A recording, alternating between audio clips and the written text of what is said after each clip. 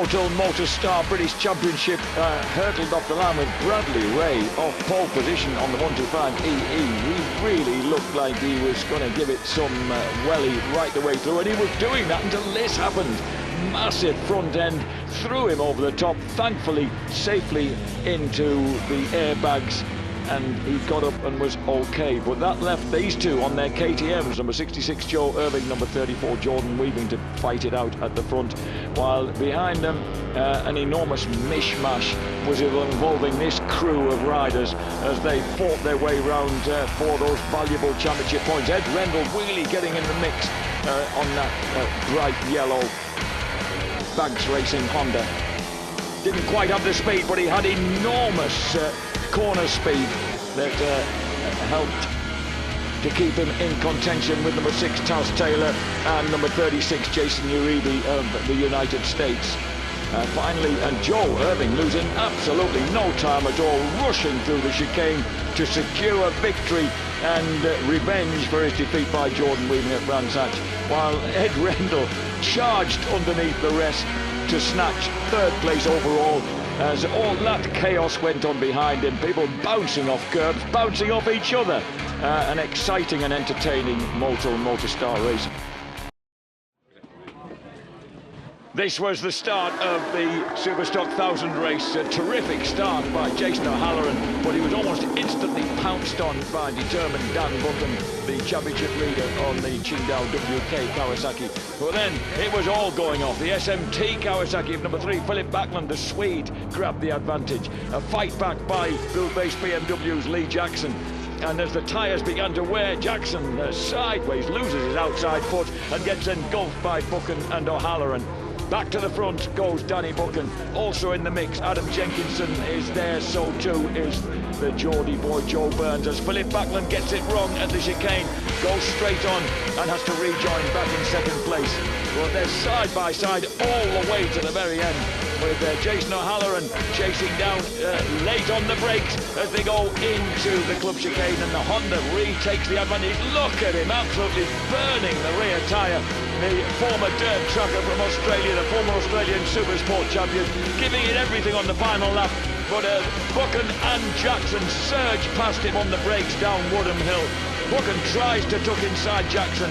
Jackson's not having it. He wants that first victory.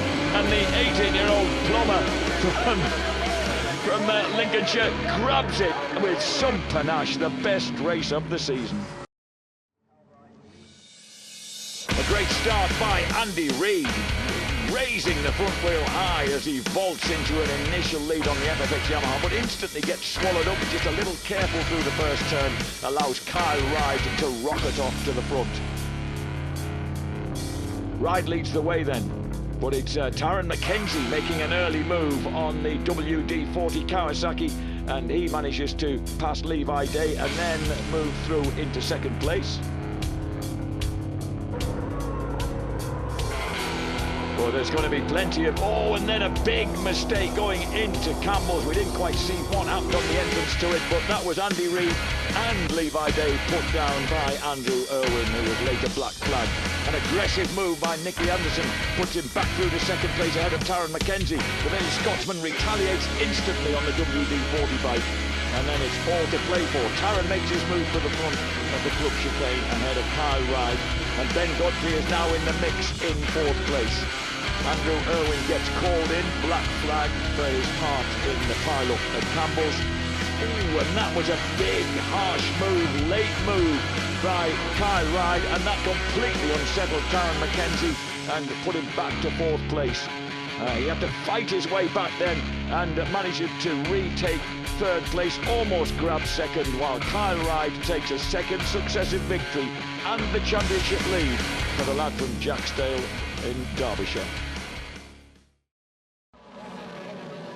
Off the start, Sam Cox didn't make the best of starts off pole position. That went to Tom Kahn, but Kahn, just a little bit cautious through Allards on the first lap, was quickly elbowed aside by the Londoner, and that set up this six-way battle with plenty of overtaking manoeuvres going on throughout the 2/3 race distance we achieved, which was actually 8 laps. Sam Coxer then had grabbed the advantage from Tom Kahn on lap 1. It was Phil Atkinson who'd immediately shunted his way through as Sam Cox had a big moment but dealt with it so coolly up on the pegs and just let the bike move beneath him. Tom Kahn got well and truly duffed up going into the club chicane by Phil Atkinson and Jesse James Jones.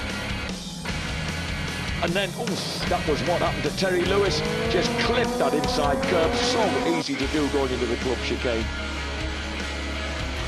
Sam Cox still had the lead as the battle hotted up for second place between Phil Atkinson and Jesse James Jones. And then this massive moment for Jesse James Jones destroyed the triumph, but thankfully not the rider.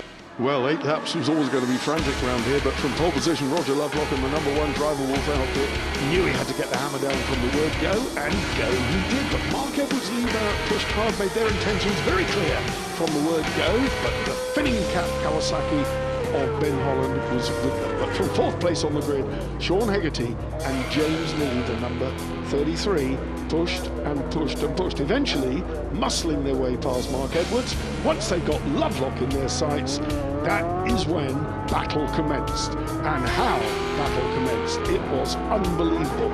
A massive coming together between these two, where they pushed Lovelock sideways just a little bit. They were then locked together across the grass at very high speed, 130 miles an hour. Fortunately, everybody stayed calm. Bits fell off the outfit, but their races were over. That handed 1st and 2nd place, and indeed a podium place to Chaplow.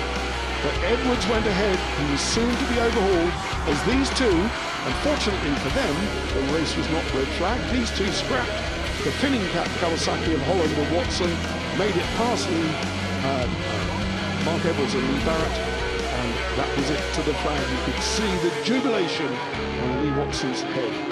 Fantastic. Chaplow and Farrance, World Championship passenger, on the podium here at Thruxton for Team EA Motorsport.